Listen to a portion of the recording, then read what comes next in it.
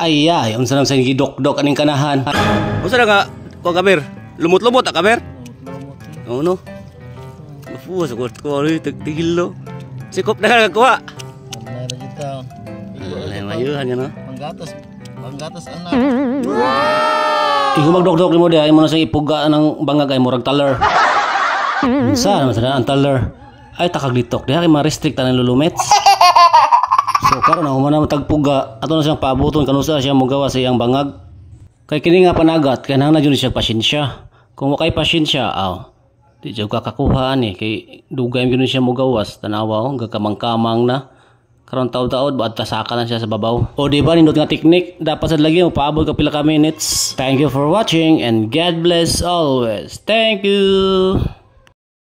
Ora na. Dahon samantalisay na ba itong gamit Ya tara, yung bangag ko. Dagang kay sinsiyo yung bangag.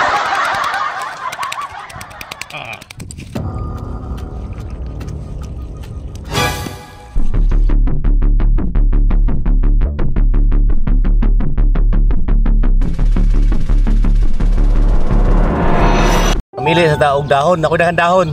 May kamunggay. Kamunggay ato nahon. Di ba lugsot yan. Yung bangag sama.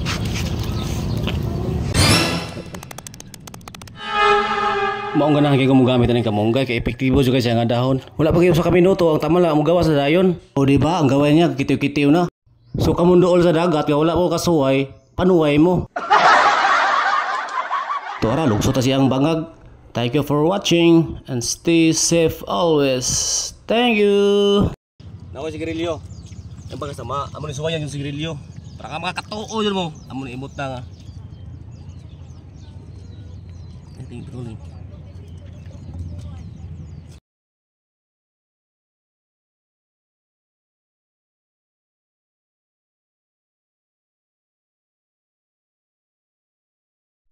May bangag ko. Daos kapaya sa to kadon. Atong ihilo. Tara.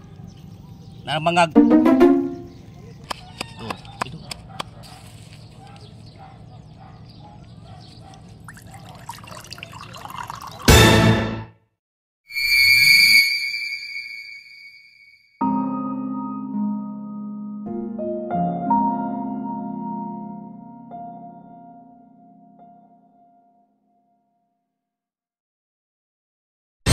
Sa batilis na pod.